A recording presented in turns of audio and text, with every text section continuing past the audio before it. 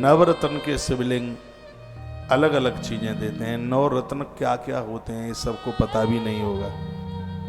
9 रत्न लिख ले, नवरत्न। वैसे भी पत्थर 9 रत्न का अपनी पूजा में हो तो भी ग्रहों की प्रतिकूलता अनुकूलता में बदल जाती है। ये नवरत्न क्या क्या है ग्रंथ में इसका वर्णन है, लिखा है। मुक्ता प्रवाल गोमेद वज्राणी नवरत्नकम मध्ये लिंगम महाद्रव्यम निक्षेप्य साय वैदिके संपूजलिंगम सध्यादयि पंचस्थान यथाक्रमम अग्नौच उत्पा बहुधा हविषा सकुलम चमा। बड़े प्यारे श्लोक हैं। नवरत्नों में सबसे पहला रत्न है, उसका नाम है मोती। दूसरा है माणिक, तीसरा है वैदूर्य, चौथा है गोमेद, पांचवा है हीरा, छठवां है मूंगा, सातवां है पद्मराग, आठवां है पन्ना और 9वां है नीलम। इसको कहते हैं नवरत्न। शिव महापुराण में 9 रत्नों का वर्णन है, नाम। इन 9 रत्नों के भी शिवलिंग बनते हैं। सबसे पहला कौन सा है? मोती। जो मोती का जो शिवलिंग है वो तत्काल शांति देता है, मानसिक शांति देता है। बाजार में बहुत मिलता है मोती का शिवलिंग। नर्मदेश्वर तो रखिए ही, उससे तो अलग होना ही नहीं है। यदि घर में कोई बहुत क्रोध करता है, क्रोध में बेहोश हो जाता है और इतना चिड़चिड़ापन होता है, कभी कभी ऐसा होता है बच्चे घर के बाहर के लिए बड़े बढ़िया होते हैं, लेकिन घर में आते ही धूम धड़ाका, इतनी गर्जना करेंगे, इतना क्रोध करेंगे कि इन्हें संभालना मुश्किल होता है। घर की परम शांति के लिए मोती का शिवलिंग बड़ा अद्भुत है। नंदी कार्तिकेय को सुना रहे हैं ये कथा। मोती के शिवलिंग बड़े अद्भुत हैं अपने आप में। उनकी महिमा का वर्णन किया। मोती की माला भी आती है, उसको मानसिक शांति के लिए पहना जाता है। शरद पूर्णिमा की रात्रि को गैया के कच्चे दूध में डाल दिया जाता है इसको। फिर दूसरे दिन उसको गंगा जल में उसको साफ सुथरा करके, फिर कभी रवि पुख में आ जाए या रवि गुरु में वो बृहस्पति को पुख नक्षत्र पड़ जाए या रविवार को पुख नक्षत्र पड़ जाए या आद्रा नक्षत्र पड़ जाए, तो उस समय में इस माला को धारण करने की बड़ी महिमा। तो ये मैं आपको मोती की बात बता रहा हूं। फिर है माणिक्य, पत्थर आता है, स्टोन आता है, ये चीजें बड़ी महंगी आती हैं। माणिक्य के जो शिवलिंग हैं, इनके ऊपर अभिषेक करने से यश की प्राप्ति होती है। व्यक्ति का बहुत आदर बढ़ जाता है, बहुत मान बढ़ता है। यश प्राप्ति के लिए माणिक्य का शिवलिंग बहुत प्रभावशाली है। माणिक्य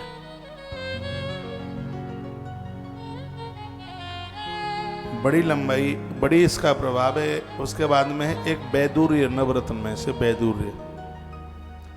आप यहाँ कुछ ऐसे लोग बैठे हों जिन्होंने 84 कोस यात्रा हमारे संग करी हो।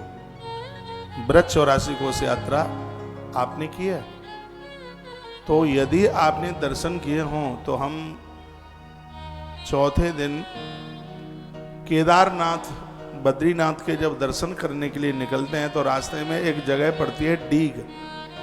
डीग के किले में एक हनुमान जी का दर्शन किए हैं। आपको ध्यान हो, बजरंगबली हनुमान जी का दर्शन किए हैं डीग किले में। वो वैदूर्य पत्थर के हनुमान जी बने हैं।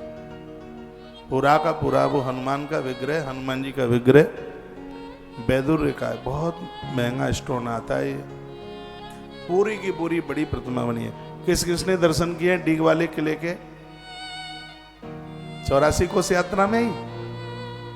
हाँ, किले के अंदर जाते हैं तो दर्शन किए हैं। वैदुर्य है वो।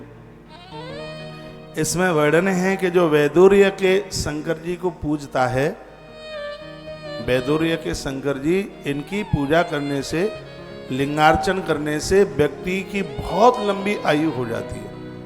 वो बहुत लंबी उम्र जी करके जाता है। इतना ताली बजाना मत, नजर लग जाएगी।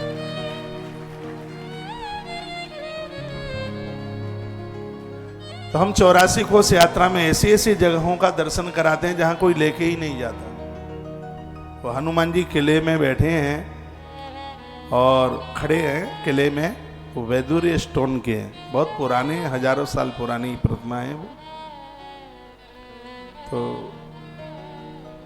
किसी महारानी को हनुमान जी ने स्वप्न में दर्शन दिए थे, फिर उसने उनकी स्थापना कराई थी। बहुत समय ज्यादा हो गया है। तो वैदुर्य एक ऐसा स्टोन है, एक ऐसा पत्थर है, उनके शिवलिंग हाथ में लग जाए तो उनके ऊपर अभिषेक करने से, रुद्रा अभिषेक करने से व्यक्ति की बहुत लंबी उम्र बढ़ जाती है, बहुत लंबी आयु। ये 9 रत्नों में से वैदुर्य है, बहुत लंबी उम्र जी के जाता है। ये वैदुर्य के शिवलिंग का इतना बड़ा प्रभाव है। एक है मूंगा। मूंगा का रंग थोड़ा लाल सा होता है। मूंगा का अर्थ मन समझ लेना, जिसका रंग मूंग जैसा हो। मूंग तो हरी होती है, ये थोड़ा लाल सा होता है। और मूंगा के यदि शंकर जी मिल जाएं तो व्यक्ति बहुत बड़ा जमींदार हो जाता है। जो जमीन का क्रय और विक्रय करते हैं, खरीदारी और बेचने का काम करते हैं, जो प्लॉटिंग का काम करते हैं, वो लोग मूंगा के शंकर जी का नित्य अभिषेक करते हैं।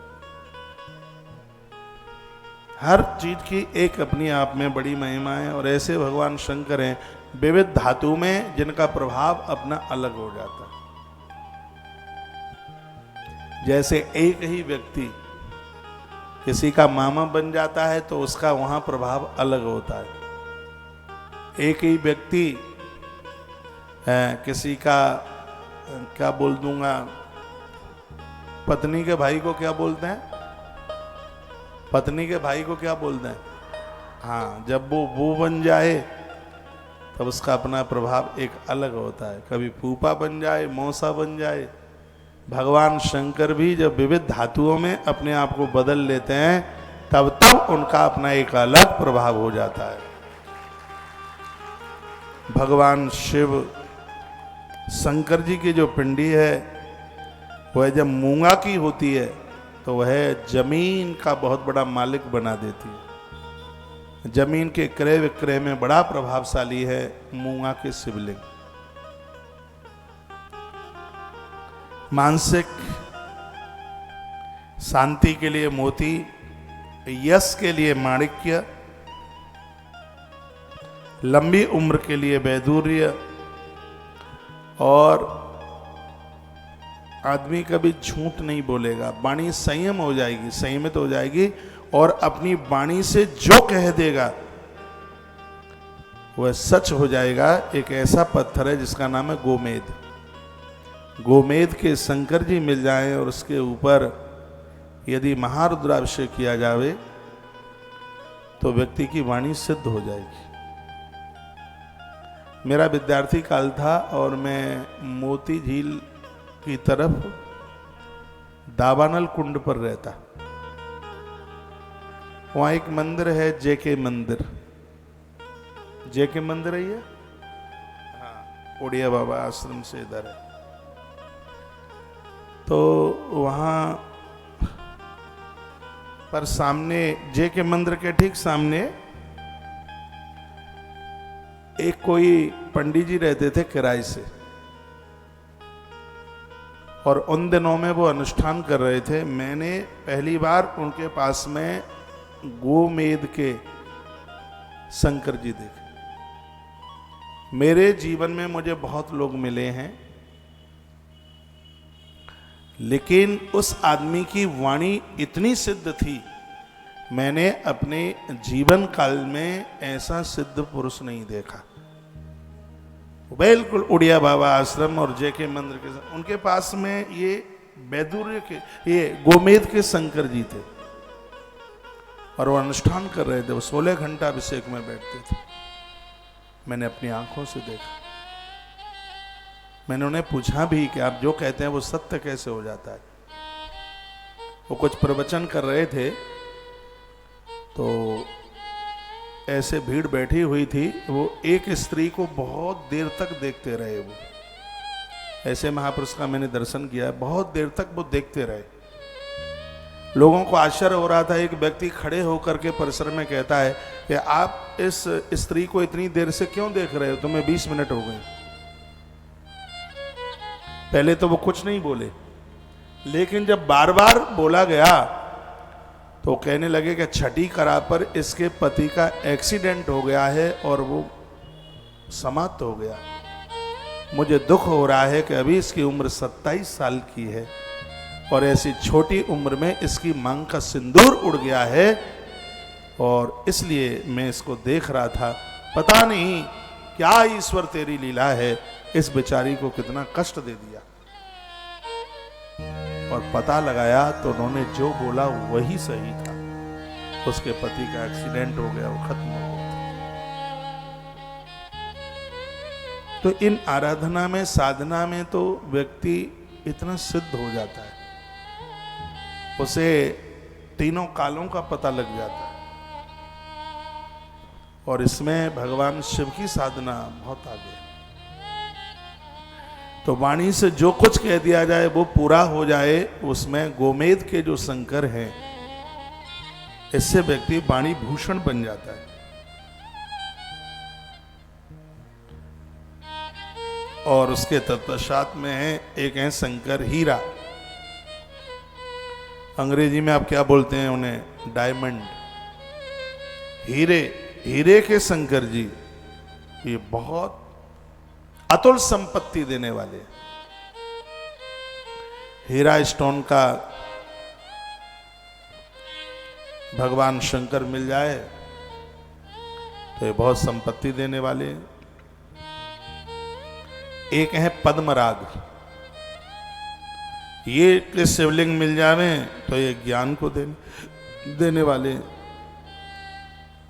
बहुत ज्ञान मिल जाए। पन्ना व्यक्ति को परदेश तक पहुंचा दे, राजनीति में बहुत आगे पहुंचा दे, पूरी दुनिया में उसका शासन हो जाए।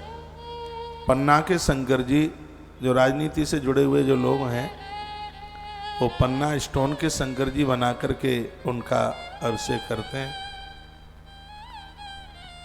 फिर बताया गया है कि जो नीलम के जो शंकर जी हैं वो संपूर्ण प्रकार के ग्रह दोषों से, राहु केतु शनि कोई भी रूठा बिगड़ा हो, ऐसे नीलम के शंकर जी हैं।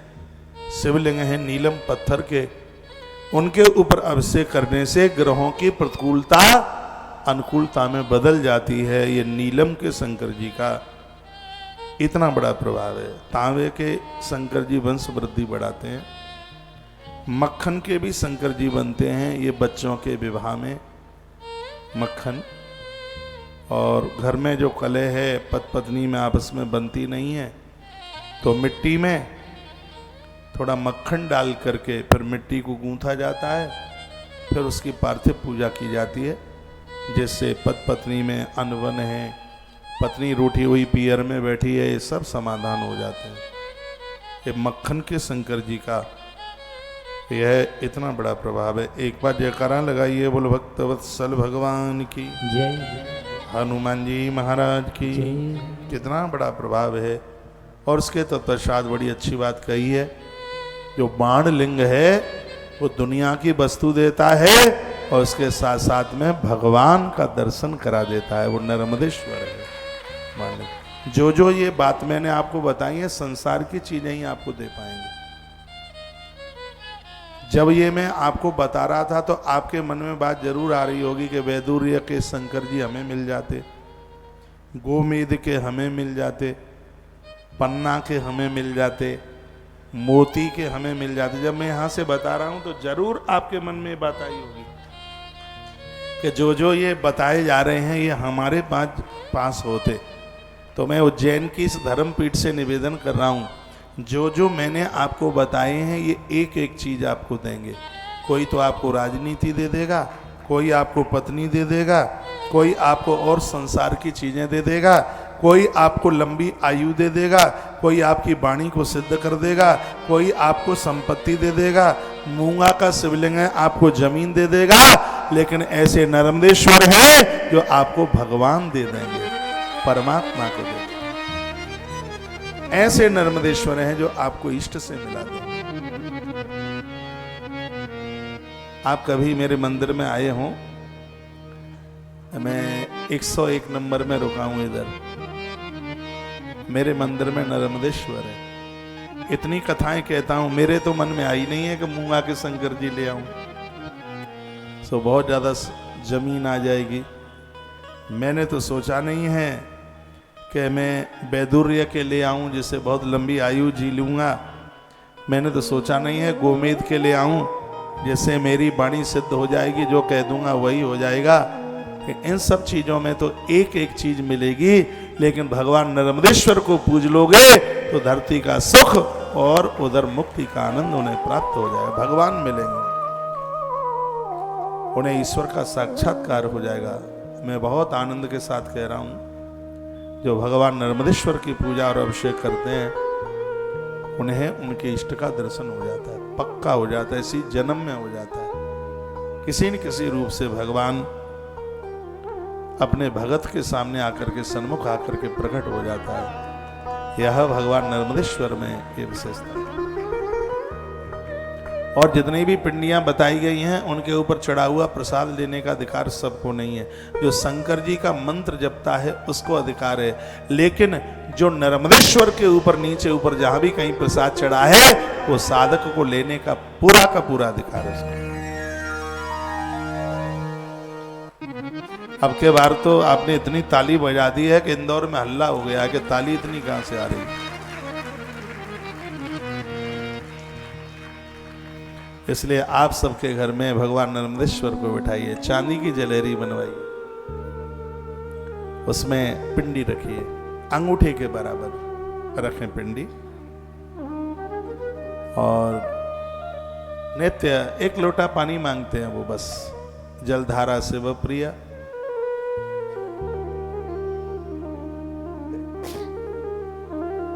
उनको तो इसी में आनंद हो जाता है। एक भी घर ऐसा न रहे जिस घर में भगवान को न पूजा जा रहा हो। शंकर जी घर के सभी कलह को, दोषों को दूर कर देते हैं और एक दिन भगवान से मिला देते हैं, परमात्मा से मिला देते हैं।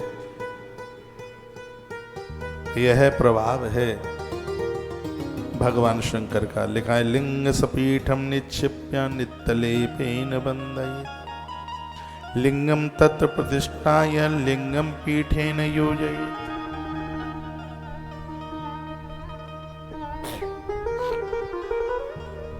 शिवलिंग के पास में रखा हुआ लोटा भरा जो पानी है वो साक्षात नदियों का जल बन जाता है। शिव पुराण में वर्णन है, शिवलिंग के पास में उनके सानिध्य में दिया गया दान अक्षय हो जाता है।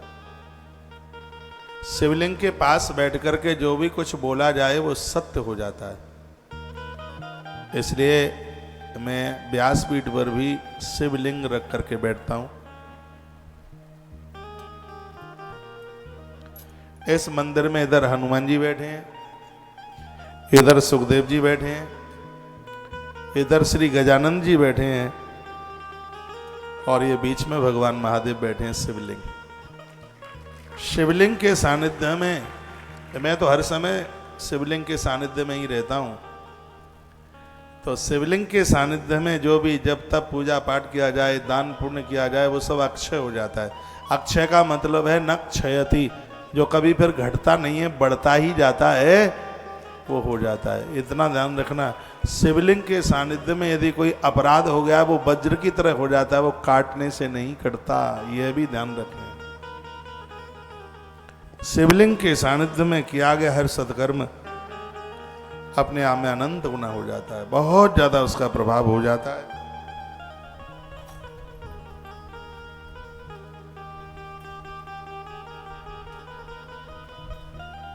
इतना बड़ा प्रभाव है। बोलिए शंकर भगवान की जय। वर्णन किया यथाशक्ति ध्वजाधिकरणम तथा। आप अपने मंदिर में जो आपने, अब घरों में लकड़ी का मंदिर ज़्यादा प्रभावशाली होता है। लकड़ी का मंदिर बना लीजिए, उसके ऊपर गुम्मट पर ध्वजा लगा दीजिए। ऐसी व्यवस्था नहीं है तो मंदिर के एक कोने में ध्वजा रख दें। यह ध्वजा आपके धर्म को मुरझाने नहीं देगी। जो शिव को मानते हैं उनके मंदिर में एक लंबा त्रिशूल, 4 आयुध अपने मंदिर में रखें। ये हर प्रकार की दिक्कत और परेशानी से आपको बचाते रहेंगे। नित्य पूजा यथाशक्तिम ध्वजाधिकरणम तथा। रोज की पूजा और मंदिर की ध्वजा, ये 2 चीजें आपको आपके धर्म से अलग नहीं होने देंगी। नित्य पूजा यथाशक्ति ध्वजाधिकरणम तथा। जितनी यथाशक्ति, जितनी भी बड़ी आप, जितनी छोटी बड़ी जो भी आप लगा सकें अपने मंदिर में। ध्वजा जानते हैं आप, झंडा, हाँ, इसको बहुत ज़्यादा शुभ बताया गया है। और ये जो भगवान शंकर की जो अद्भुत पूजा की जो बातें कही गई हैं, वो बताया गया है कि ये से पिंडियाँ 2 प्रकार की होती हैं, एक है चर और एक है अचर। अचर उसे कहते हैं मंदिर में जिसको प्राण प्रतिष्ठित कर दिया जाता है, जिसको उठाया नहीं जा सकता, उसको अचर कहते हैं। और चर उसे कहते हैं आप जहां जाएं अपनी पिंडी को शंकर जी को वहीं संग लेकर के चल सकें, उसको चर कहते हैं। इसलिए हमारे ग्रंथों में 2 प्रकार की व्यवस्था बनाई गई है। मंदिरों में सार्वजनिक जगहों पर वो प्राण प्रतिष्ठा होती है जहां प्रतिमाओं को वहां से उठाया नहीं जाता। एक साधकों के घर में वो प्रतिमाएं होती हैं चर, जिनको आप कहीं भी उठा करके ले जा सकते हैं, जिसका कोई भी किसी भी प्रकार का कोई दोष नहीं लगता। एक दिन मैंने कथा में बोला है कि अपने घरों में देवताओं को बिठाएं तो उनको स्थिर मत कीजिए, वो अचर नहीं, वो चर। नहीं तो बहुत लोग तो प्राण प्रतिष्ठा करा देते हैं, उसको चिपका देते हैं वहीं एक जगह पर। घर गृहस्थी में ये नहीं होना चाहिए। घर में तो प्राण प्रतिष्ठा की जरूरत ही नहीं है। ऐसी देव प्रतिमाओं को रखिए जहां कभी मकान बेचना भी पड़े। सुनो पूरी बात। आपने प्राण प्रतिष्ठा मंदिर की करा दी अपने घर में, और कोई कारण बन गया मकान बेचना पड़ा, और वहां मंदिर है प्राण प्रतिष्ठित, मंदिर को तो उखाड़ के ले जा नहीं सकते, और मकान बेच दिया, और उस मकान में शराबी जुआरी पापकृत कर्म करने वाले लोग रहे, तो भयंकर अपराध उनको लगेगा जिन्होंने उस मंदिर की प्राण प्रतिष्ठा कराई है। वो नहीं बच पाएंगे उस अपराध से। मैंने बहुत बार कहा है, सब कुछ पैसा ही नहीं है, किराए पर मकान देते हो, थोड़ा किराया भले ही कम मिल जाए लेकिन सज्जन लोगों को दें, अच्छे लोगों को दें। आपने इतनी मेहनत से मकान बनाया और मुर्गा काटने वाले आ गए उसमें, मछली रांधने वाले आ गए, पौआ खोर आ गए, व्यभिचारी आ गए, कुकर्मी आ गए। तो हमारा वास्तु मत्स्य पुराण का कहता है कि जिस व्यक्ति के नाम से रजिस्ट्री है उसका पाप उस व्यक्ति को भी भोगना पड़ेगा। मत्स्य पुराण में वर्णन है। मैंने वास्तु के 84 मैंने उसके टिप्स डाले हैं, उसके बड़ी बड़ी बातें, बहुत जानकारी दी। इसलिए किराएदार तो बहुत समझ करके देना चाहिए, नहीं तो वो कुकर्म करेगा, गलत करेगा, उसको भोगना पड़ेगा। एक प्रश्न उठता है कि घर में देवताओं की प्राण प्रतिष्ठा क्यों नहीं कराई जाती? इसलिए नहीं कराई जाती, जो बात मैं आपके बीच में कर रहा हूं।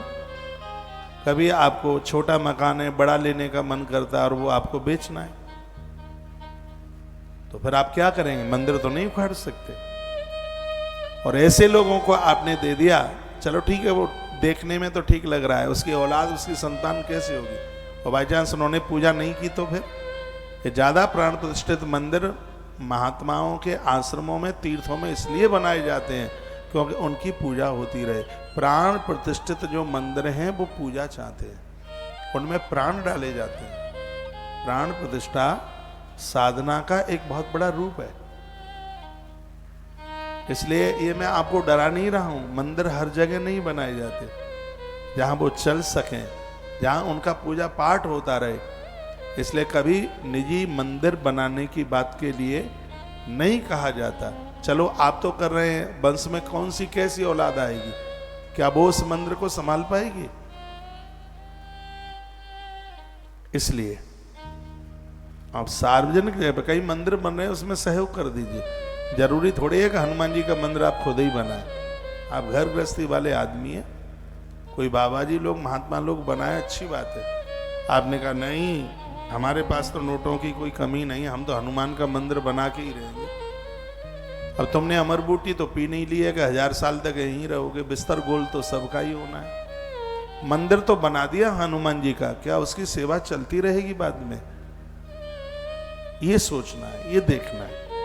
इसलिए कितना अच्छा यहां पर लिखा हुआ है, वर्णन किया गया, चर और अचर 2 प्रकार की प्रतिमाएं होती हैं। एक चलने वाली जिसको कहीं भी ले जा सकते हो, एक जिसको आपने स्थिर कर दिया है, एक वो है। दोनों का वर्णन किया गया। एक बड़ी सुंदर बात कही, ये न लिंगम तेन पीठम स्थावरे ही विशिष्य थे। एक नर्मदेश्वर को छोड़ करके जिस धातु का शिवलिंग है उसी धातु की उसकी जलहरी उसकी पीठ होनी चाहिए। जैसे तांबे का शिवलिंग है, नीचे की जलहरी तांबे की। पीतल का शिवलिंग है, नीचे जलहरी पीतल की। यदि चांदी का शिवलिंग है तो उसकी जलहरी चांदी की ही होनी चाहिए। एक ऐसे नर्मदेश्वर जरूर हैं जिनके लिए पीठ पीतल की हो, तांबे की हो, लकड़ी की हो, सोने की हो, चांदी की हो, कोई भी हो, एक ऐसे नर्मदेश्वर है जो एक संसारी व्यक्ति की हो पूजने के लिए सबसे ज्यादा सुविधाजनक है। इससे सरल तो पूजा है ही नहीं किसी। और के लिए तो उसी पीठ की बात की। देखो स्पष्ट लिखा, जिस धातु का शिवलिंग है उसी धातु की पीठ होनी चाहिए, यानी उसी धातु की जलेरी होनी चाहिए। यदि 12 अंगुल से कम, देखो वर्णन है कि जो आप प्राण प्रतिष्ठा कराते हैं वो कम से कम 12 अंगुल, 4 अंगुल, 8 अंगुल और 12 अंगुल, 12 अंगुल का शिवलिंग प्राण प्रतिष्ठित कराएं। लिखा है न्यूनम चेत फल मल्यम साधिकम नैव दुष्यते। इससे यदि छोटा होगा तो उसका फल कम होगा। कम से कम 12 अंगुल का शिवलिंग। और आप घर में जिसकी स्थापना कर रहे हैं वो 1 अंगुष्ठ के बराबर, 1 अंगूठे का मतलब ये 1.25 इंची से लेकर के 3.5 इंची तक, इतना बड़ा शिवलिंग। मैं इंच में भी बता रहा हूं, 1.25 इंची से लेकर के लगभग 3.5 इंची तक। और हम जो यहां से आपको जो शिवलिंग देते हैं इसी नाम में देते हैं, क्योंकि हम शिव महापुराण की आज्ञा का उल्लंघन नहीं करेंगे। यहां से जो शिवलिंग दिया जाता है यहां वही किया जा रहा है ग्रंथ ने जो हमें आदेश दिए। इसलिए घर में बहुत बड़ा शिवलिंग नहीं होना चाहिए। घर में अंगुष्ठ मात्रम, अंगूठे के बराबर। बाहर मंदिरों में प्राण प्रतिष्ठा कराते हैं तो 12 अंगुल से लेकर ऊपर तक जितना भी बड़ा आप स्थापित कर सकते हैं अपनी इच्छा के अनुसार। मृतिका में, पाषाण में, धातु में लिंग की ऐसे स्थान पर स्थापना करें कि जहां उसका प्रतिदिन पूजन हो सके। यह बात मैं शिव महापुराण से आपको बोल रहा हूं और विद्वेश्वरी संहिता में इसका अद्भुत वर्णन है। ऐसी ही जगह पर प्राण प्रतिष्ठा कराएं जहां नित्य उसका पूजन हो सके। 3 नंबर का श्लोक है, यथेष्टम लिंगमारूप्यम यतृष्णा नित्य अर्चनम। लिखा है यथेष्टम लिंगमारूप्यम, आरोप्य मतलब स्थापना। ऐसी जगह स्थापना कराएं यत्र स्या नित्य अर्चनम, जहां उनकी पूजा रोज हो सके। आपने मंदिर बनवा दिया, पैसा था, धन था, मंदिर बनवा दिया, पुजारी आप रख नहीं सकते, मंदिर में पूजा हो नहीं रही है। शिव महापुराण में लिखा है कि जिसने मंदिर बनवाया है, प्राण प्रतिष्ठा कराई है, उसको भयंकर उसका दोष लगेगा। मैं आपको डरा नहीं रहा हूं। लोग नए नए मंदिर बनाने के लिए जा रहे हैं, बनाइए। आपके पास धन है तो जो मंदिर पुराने उनमें कोई दिया जलाने वाला भी नहीं है, किवाड़ नहीं है, उसमें कुत्ते घूम रहे हैं, कोई एक लोटा पानी चढ़ाने वाला तैयार नहीं है। हमने तो इसी से महापुराण में पढ़ा है। आप मंदिर बनाते हैं उसका फल है, लेकिन आप मंदिर का जीर्णोद्धार कराते हैं उसका महाफल है। उसका मंदिर बंद मंदिर को आप चालू कर देते हैं, उसकी दीवारें गिर रही हैं, पलस्तर टपक रहा है, उसका जीर्णोद्धार आपने करा दिया, उसका बहुत भारी महत्व है। उसमें आपको बहुत बड़ा पुण्य मिलता है मंदिर का जीर्णोद्धार कराने में। क्या अद्भुत अद्भुत बातें कही गई हैं। ये सगरी बातें हमें और आपको सावधान करती हैं। देखा, ऐसे स्थान पर शिवलिंग की स्थापना कीजिए जहां प्रतिदिन पूजन होता रहे। भगवान शंकर की पूजा बहुत सरल है, जिसमें कोई दिक्कत नहीं है। मिट्टी, पत्थर, लोहा आदि धातु के शिवलिंग बनाए जाते हैं। जिस वस्तु का शिवलिंग है उसी वस्तु की नीचे की जलहरी बने।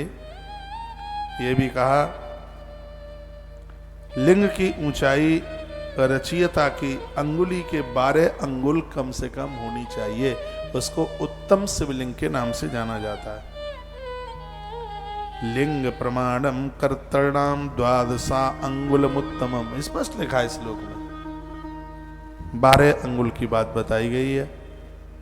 बोलिए भक्त वत्सल भगवान की जय। श्री हनुमान जी महाराज की जय। जय जय श्री राधे, जय जय श्री राधे, जय जय श्री राम। चतुर्वर्ग प्रदम शैव पुराणम अमलम परम। भगवान महादेव की जो पूजा है वो हमें चारों पुरुषार्थों को दे देती है। इसमें बिल्कुल भी कहीं किसी भी प्रकार का भैया संशय नहीं। भगवान की कृपा से हम और आप यहाँ पहुँच गए हैं। उज्जैन अवंतिका में बैठे हैं और आप थोड़ा लंबे टाइम के लिए यहाँ आए हैं, तो भले ही आप 1-8 घंटे की हाजिरी लगाएं, रोजाना कथा में हाजिरी लगाइए। यह बड़े भाग्य से मिली है। मैं स्थानीय लोगों को भी कहना चाहूँगा, घर गृहस्थी के तो काम बने रहेंगे, यह सौभाग्य कहाँ मिलेगा।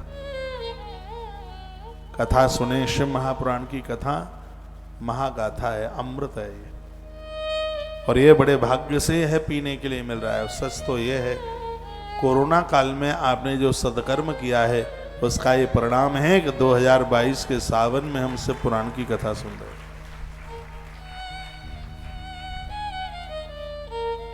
जिनका यहाँ रुद्राभिषेक हो रहा है उन्हें तत्काल प्रमाणित शंकर जी असली, जो नकली साबित कर दे उसको मुंह मांगा इनाम। चाहे यहां से तुलसी जा रही हो, चाहे यहां से रुद्राक्ष जा रहा हो, चाहे यहां से नर्मदेश्वर जा रहे हो, यदि कोई नकली साबित कर दे तो मुंह मांगा इनाम। यहां से नकली चीजें मिलेंगी तो फिर असली कहां मिलेगी।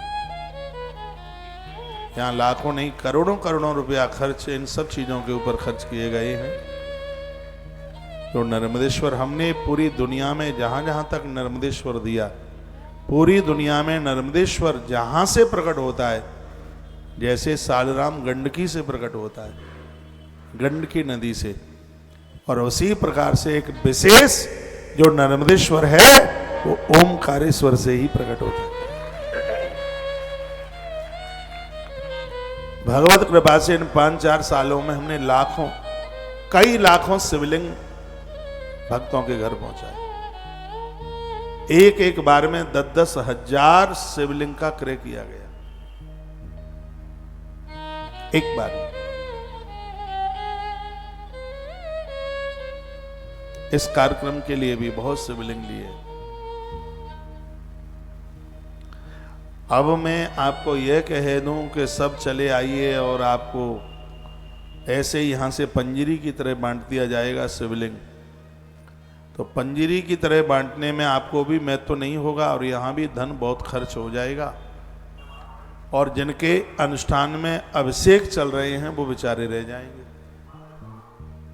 इसलिए इसके लिए यही नियम बनाया है, यदि आपका एक अभिषेक भी होता है तो तत्काल आप शिवलिंग लेकर के आप जाइए। भगवान नर्मदेश्वर यहाँ से पूज के जा रहे हैं, आचार्य लोग मंत्र बोल रहे हैं, तो इनका और ज्यादा अपने आप में प्रभाव है। यह चीजें नहीं मिलेंगी। ये सब काम तो मुझ जैसा पागल आदमी ही कर सकता है। नहीं तो लोग कहते हैं तो सब लफड़े हैं, कौन पड़ेगा इसमें। लेकिन ये सब चीजों को देख करके मेरे मन में बड़ा उत्साह होता है। अभी एक दिन यहां से 3 मुखी रुद्राक्ष भी बच्चों के लिए दिया जाएगा। बहनों को नारियल, कितने नारियल दिए हैं। नारियल उनको लाने की जरूरत भी नहीं पड़ी, नारियल यहीं से दिया। अब क्या गर्ज पड़ी थी कि तुम नारियल दे रहे हो? गर्ज ये थी, यदि व्यासपीठ के माध्यम से किसी बहन को संतान हो गई, जिंदे जी हमें आशीर्वाद देती रहेगी। कौशिक महाराज की व्यासपीठ से हमें संतान मिल गई, और इससे ज्यादा क्या चाहिएगा।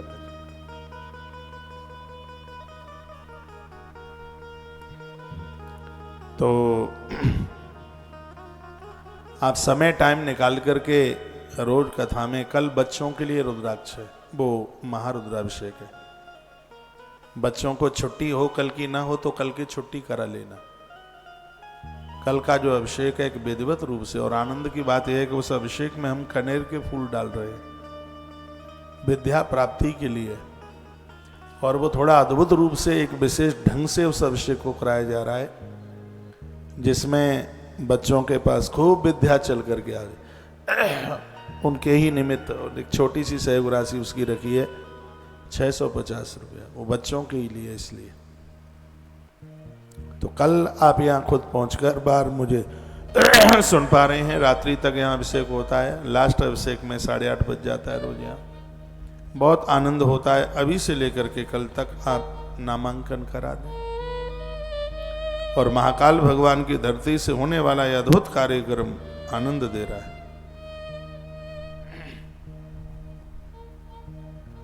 कल के कार्यक्रम से आप बिल्कुल भी न चूकें। एक सूचना और मैं आपको दूंगा, वो ये है कि 7 दिन जिनको अभिषेक कराना है, 7 दिन का, 1 सप्ताह का महारुद्राभिषेक, उसकी सहयोग राशि 5000 रुपया निश्चित है। और आपको लगता है कि सावन के 1 सप्ताह में हमारे भी घर से भगवान महादेव का महारुद्राभिषेक हो जाए, तो उसके लिए आप रजिस्ट्रेशन ले लेना। धीमे धीमे दिन निकल रहे हैं। 2 तारीख को यहाँ पर नागपंचमी का अद्भुत कार्यक्रम है, जिसमें कालसर्प पूजा होगी। जिनकी जन्मपत्री में कालसर्प दोष है और उम्र 8 साल से ज़्यादा है, बेटा बेटी कोई भी है, उनको लेकर के आ जाइएगा। जिन्होंने पहले कभी करा लिया है, उनको दोबारा पैसा खर्च करने की जरूरत नहीं है। वो नाग पंचमी को अभिषेक करा ले बस। नाग पंचमी के दिन कालसर्प की पूजा होती है, और मैंने कालसर्प पूजा में नाग के 10 नाम भी एक दिन मैंने यहाँ से निवेदित किया है। उसी व्यवस्था और विधान के अनुसार इस वर्ष भी हम विशेष रूप से उज्जैन की धरती पर नाग पंचमी पूजन करने के लिए जा रहे हैं। मेरी जन्मपत्री में भयंकर कालसर्प दोष है, हाँ, लेकिन महादेव की पूजा में हूं, और मुझे तो ऐसा कुछ लगता नहीं है कि मुझे वो परेशान कर रहा हो। हाँ। एक थाईलैंड वाले पंडित जी आए थे, टीवी पर मैंने कभी बोला होगा, नाम आपने सुना होगा। मुझे बोलते हैं कि हमने आपको देखा है जिन्होंने अपनी जन्म पत्री के ग्रहों को बदल दिया है। मैंने कहा मैंने नहीं, मेरे महादेव ने बदला। बोले कि आपकी कुंडली में भयंकर कालसर्प है, और कालसर्प वाला व्यक्ति तो भयभीत होता है सांप से, सर्प से उसको बहुत खटका होता है। मैं उन्हें बोला कि मेरे तो आसपास सांप, टेंटुआ में, गले में सांप, कंधे में सांप। पिछली नाग पंचमी को तो 4-5 घंटे की कथा, सांप मेरे पेट से लिपेट करके कथा, पूरी कथा सुनी पिछले वर्ष। ऐसे धोती के अंदर बिल्कुल करुआ नाग फुनफुनाए। सपेरा कह रहा था कि डसलेगा तो धुआं यहीं निकल जाएगा। मैंने कहा भाई तेरा निकला नहीं अभी तक धुआं, तो मेरा कहां से निकलेगा। महादेव की बड़ी कृपा है, बहुत आनंद है। इस आनंद का अनुभव किया है, इसलिए हम आप सबको इस आनंद के बारे में बता रहे हैं। शुक्रवार आ रहा है, सहेली से भी लेना पड़े तो ले लेना। शुक्रवार को महामृत्युंजय मंत्र सबके घर में ज़्यादा नहीं तो 6,000 का जप, 6,000 जप हर साल करा लिया करो। हम यहाँ कार्यक्रम करें या ना करें, 6,000 पूरा 1.25 लाख नहीं होता है। पूरे साल भर ये समझ लो कि महादेव कवच के रूप में खड़ा है आपके घर। 6,000 जप महामृत्युंजय मंत्र का, उसकी सहयोग राशि कितनी है? 2,500 रुपये, 2,500 रुपये। और उसमें एक असली रुद्राक्ष की माला प्रसाद रूप में भी प्रदानित हो रही है। शुक्रवार को यहाँ एक विशेष रूप से महामृत्युंजय मंत्र का बड़ा प्रभाव होता है शुक्रवार को। उसके रजिस्ट्रेशन नंबर भी पहले से ले लेना जिसकी हम व्यवस्था कर सकें। महामृत्युंजय का जब एक बार जयकारा लगाइए, बोलो भक्तवत्सल भगवान की जय, श्री हनुमान जी महाराज की जय, आज के आनंद की जय, जय जय श्री राधे, जय जय श्री राधे। ये परमात्मा ने भली कृपा कर दी कि अगले बार 2 सावन पड़ रहे हैं, नहीं तो लग रहा था कि अगला तो सावन छूट ही जाएगा। लेकिन फिर मौका मिलेगा, ज़्यादा नहीं मिलेगा तो थोड़े दिन के लिए मिलेगा, पर मिलेगा ज़रूर। क्योंकि हम बहुत जल्दी से बाबा बैजनाथ धाम और वाराणसी काशी में तो इस वर्ष भी करने वाले थे कार्यक्रम, लेकिन जिस तरीके की जगह चाह रहे थे वहाँ उपलब्ध नहीं हो पा रही थी। नहीं तो ये सोचा था कि कुछ समय काशी को और कुछ समय महाकाल भगवान की भूमि को दे दिया जावे, ऐसा सोचा था।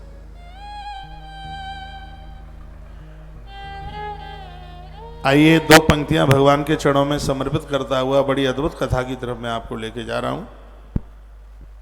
टेलीविजन पर सुनने वाले लोग आज की कथा को कल आप सुन पाते हैं,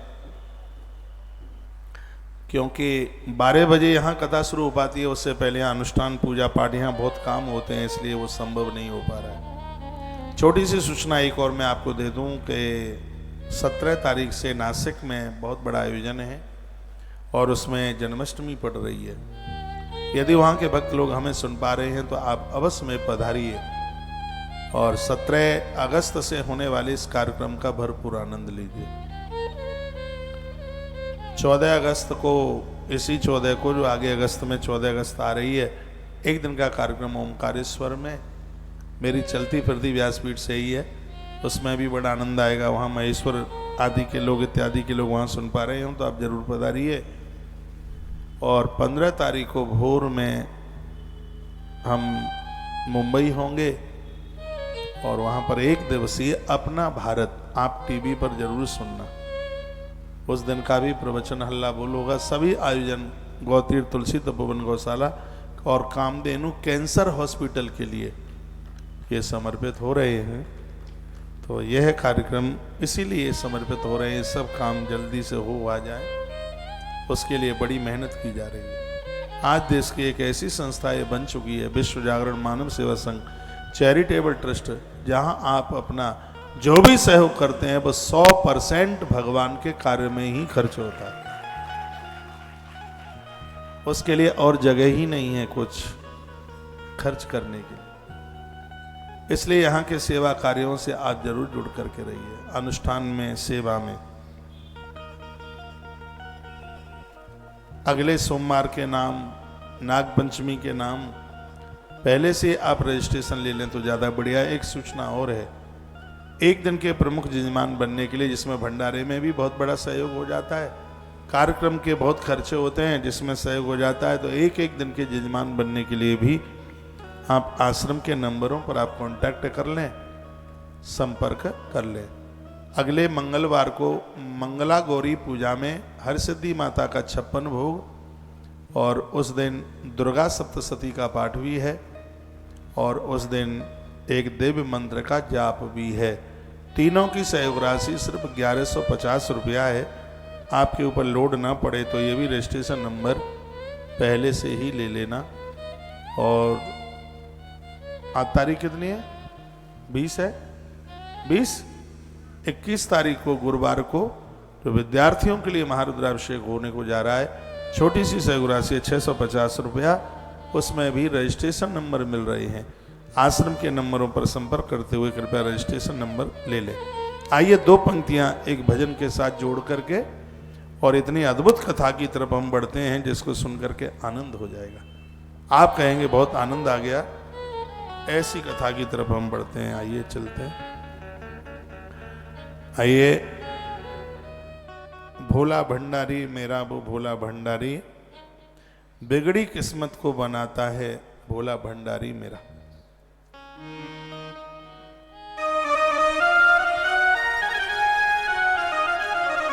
बहुत पुरानी तर्ज है।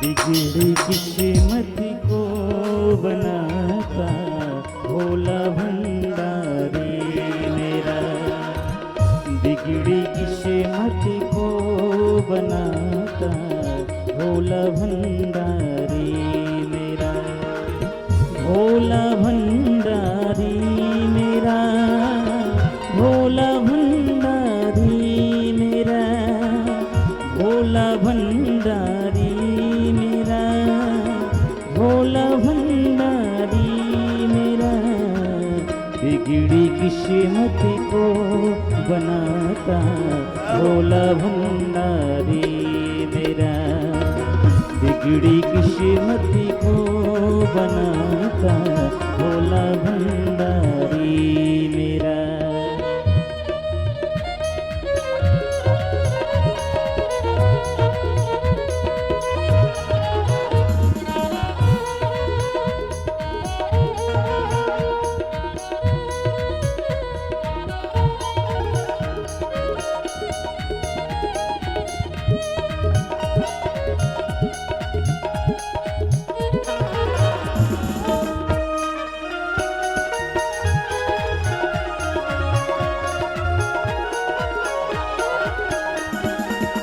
दुनिया की हर एक शह पे शंभु का राज है, दुनिया की हर एक शह पे शंभु का राज है, सूखे फूलों को खिलाता भोला भंडारी मेरा, सूखे फूलों को खिलाता भोला भंडारी मेरा, भोला भंडारी मेरा, भोला भंडारी मेरा, भोला भंडारी मेरा, भोला भंडारी मेरा, बिगड़ी किस्मत को बनाता भोला भंडारी मेरा, बिगड़ी किस्मत को बनाता भोला भंडारी मेरा।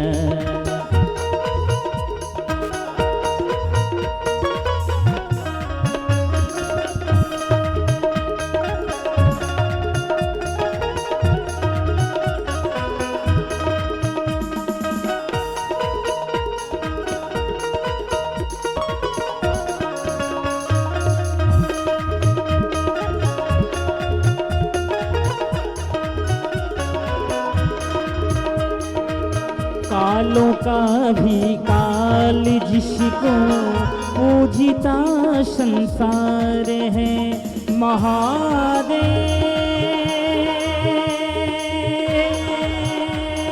है, महादेव, महादेव। कालों का भी काल जिसको पूजिता संसार है, रोतों को पल में हंसाता भोला भंडारी मेरा, रोतों को पल में हंसाता भोला भंडारी मेरा, बिगड़ी किस्मत को बनाता भोला भंडारी मेरा,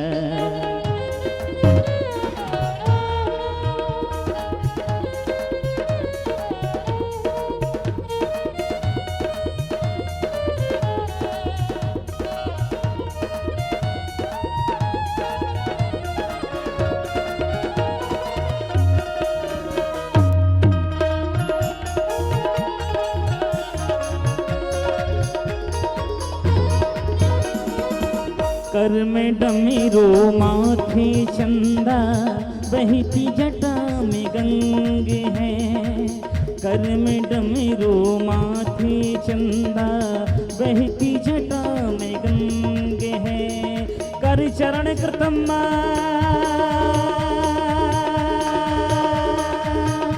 कायजम कर्म जम्बा, श्रवण नयन जम्बा, मानसं वराघं वहतमावेतं वा सर्वमेतत्क्षमस्व। जय जय करुणाब्धे श्री महादेव शंभो। कर में डमरू माथे चंदा, बहती जटा में गंगे हैं।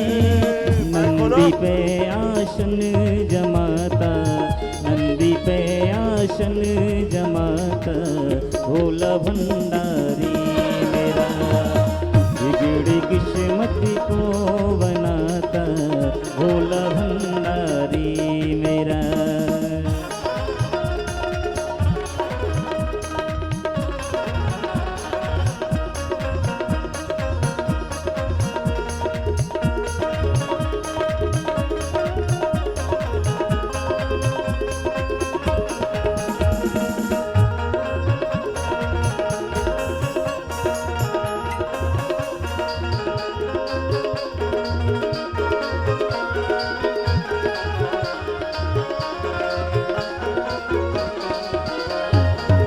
सबको देता महल खजाना, डमरू वाला प्यार से। सबको देता महल खजाना, डमरू वाला प्यार से। भक्तों को वो ही चमकाता, भोला भंडारी मेरा। भक्तों को वो ही चमकाता, भोला भंडारी मेरा। भोला भंडारी मेरा, भोला भंडारी मेरा, भोला भंडारी मेरा, भोला भंडारी मेरा। बिगड़ी किस्मत को बनाता, भोला भंडारी मेरा। बिगड़ी किस्मत को बनाता, भोला भंडारी मेरा। बिगड़ी किस्मत को बनाता, भोला भंडारी मेरा। बिगड़ी किस्मत को बनाता, भोला भंडारी मेरा। भोला भंडारी मेरा, भोला भंडारी मेरा, भोला भंडारी। महादेव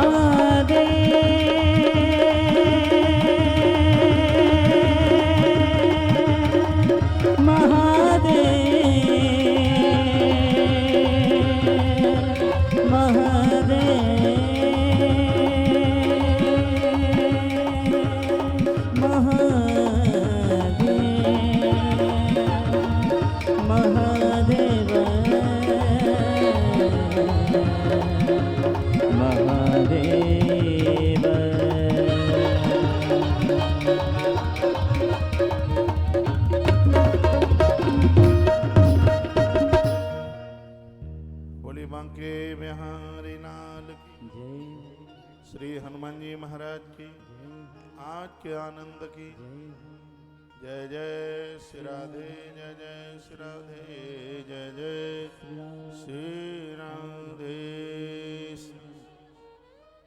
आइए ये आप भगवान शंकर के महारुद्राभिषेक से पिंडी, कितनी तरह की पिंडियां हैं, उनके ऊपर अभिषेक करने की महिमा आप बहुत विस्तार पूर्वक सुन रहे हैं शिव महापुराण के माध्यम से। जिस ग्रंथ का अवलोकन करने के लिए, श्रवण करने के लिए हम और आप बैठे हैं, इस ग्रंथ की कथा की कितनी बड़ी महिमा है। इसमें बड़ा सुंदर चैप्टर, बड़ी सुंदर कथा, एक ब्राह्मण और ब्राह्मणी की कथा का वर्णन किया है। शिव महापुराण की कथा से इनका भी कैसे उद्धार हो गया वो आप सुन रहे थे। समुद्र निकटे देशे ग्राम बांसकल संगिका, वसंति यत्र पापिष्टा वेद धर्मोज्जिता जना। सागर के किनारे एक बास्कल नाम का गांव है। यहाँ पर सब अपराधी लोग, दुष्टता करने वाले लोग रहते हैं। इन्हीं अपराधियों में, पापियों में एक व्यक्ति और रहता है जिसका नाम है बिंदुक। दुनिया का ऐसा कोई खोटा काम नहीं जो इसने ना किया हो, लेकिन ऐसा कुछ हुआ, संयोग बना, इसका जो विवाह है वो एक अच्छे कुलीन, अच्छे परिवार की बेटी के साथ इसका विवाह हो गया। और उस देवी का नाम था चंचुला। चंचुला को लेकर के घर आया। ये कल आप सुन रहे थे, बेचारी को इसके संग रहते हुए बड़ा लंबा समय निकल गया। तब कहीं इसको पता लगा कि मेरा पति धूर्त है, बिगड़ा हुआ है। ये सब चीजें बड़े भाग्य से मिलती हैं। माता पिता तो अपनी बेटी को अच्छे से अच्छे घर में भेजना चाहते हैं, फिर भी घर बढ़िया नहीं मिल पाया है तो ये अपना प्रारब्ध है। इसलिए तो कहा जाता है कि कन्या जितना भजन पूजा पाठ साधना करती है वो सीधा घर और वर को लगता है। जानकी माता स्वयं शक्ति है, लेकिन अच्छे घर वर को चाहने के लिए माता सीता भी अपने उपवन बगीचे में जाकर मां जगदम्बा दुर्गा का पूजन करती है। जय जय गिरवर राज किशोरी, जय महिष मुख चंद चकोरी, माता जानकी की ही तो स्तुति है।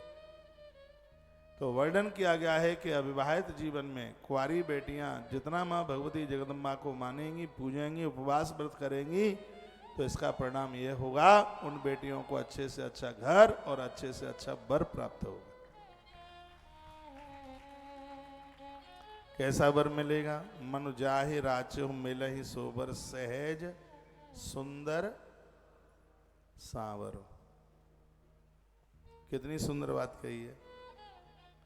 मन जाहे राचहु मिलहि सोबर, सहज, कठोर नहीं है, सीधा है, सरल है। एक ही छंद में गोस्वामी जी ने कितनी बातें वर के लिए लिख दी है। वर कैसा हो? सहज, ऐंठू नहीं हो, अकड़ू ना हो, नहीं तो मुंह उठा के चलेगा, आपसे बात भी नहीं करेगा। जो जामाता, जामाता का अर्थ यही है कि वो आपको भी अपनी मां समझे, जामाता। खैर इस पे तो मुझे प्रवचन करने की जरूरत ही कहाँ होती है। आज दामाद अपनी माँ को तो नहीं मान पाते, लेकिन घरवाली की माँ को तो खूब मान लेते हैं। उसको तो अलंकार लगा लगा के बोलते हैं मम्मी जी, और अपनी माँ को तो खाली मम्मी बोल दे यही बहुत है, वहां तो जी और लगाएगा। मम्मी जी, ये लो अपनी रिंकी से बात कर लो। खुश हो रहे हैं आप। सास माँ का आदर करे, मान करे, सम्मान करे, लेकिन जिसने 9 महीना तुम्हें अपनी कुच्छी में रखा है उसको भी समझा जाए, नहीं तो वही गोस्वामी जी वाली बात पूरी हो जाएगी। ससुरारी प्यारी लगी जबते, अरे पुरूप कुटुंब भय तबते। माता पिता को तब तक ही माना जाएगा जब तक बेटा ससुराल न गया हो। ससुराल में सासू का घूमता हुआ हाथ बड़ा मलूक लगता है। सास माँ भी बड़ी खुश होती है दामाद के ऊपर हाथ घुमाने में, सिर पर हाथ, बलैया लेती है। हाँ, उसको मिट्टी लेती है। मिट्टी जानते हैं? ऐसे हाथ लेके ऐसे करती है, ऐसे करती है। मैंने देखा है आप लोगों के घरों में आते हैं ना कथा में, जामाता आता है, बेटी आती है। नहीं, आदर होना चाहिए, मान होना चाहिए। और ये बिल्कुल सच है, अपने बेटों से भी ज्यादा प्यारा दामाद लगता है, जामाता लगता है। अपने बेटे को इतना घी तुम नहीं खिलाते हो जितना उसकी अरहर की दाल की कटोरा में लुढ़काई देते हो। इतना स्नेह, इतना स्नेह होता है। एक बार जयकारा लगाइए, बोलो बांके बिहारी लाल की जय, श्री हनुमान जी महाराज की जय, आज के आनंद की जय। जय जय श्री राधे, जय जय श्री राधे, जय जय श्री राधे। मुझे प्रमुख टॉपिक पे आना है। यह बेटी एक धूर्त भूत के लिए चली गई। ऐसा कुछ प्रारब्ध रहा। इतनी सज्जन जिसने खूब पूजा पाठ सब कुछ किया। हाँ, वो मैं व्याख्या जानबूझ के नहीं कर रहा हूं। मनु जाहे राचे मिले सोवर सहज सुंदर सांवरो। यदि मैं उधर छंद में चला गया तो फिर ये एक आध 2-4 पन्ने की कथा सुना दूं, फिर वो धरी की धरी रह जाएगी, क्योंकि 3:15 तो बज गया है। और प्रसंग भी अपने आप में बड़े गंभीर हैं। 9 दिन की कथा में तो चंचुला की कथा पहले ही दिन हो जाती है, दूसरे दिन तो हो ही जाती है, लेकिन आयोजन पूरा महीने का है तो हमें काफी टाइम मिल जाएगा। इधर देखते रहिए। आप हमारी तरफ क्यों नहीं देखते हैं, पहले तो ये बताओ हमें। हैं? देखने के लायक नहीं है तो देखिए इधर पे। इधर देखते रहोगे तो नींद नहीं आएगी, सोओगे नहीं। नो साउंड लिख के आ रहा है इसमें।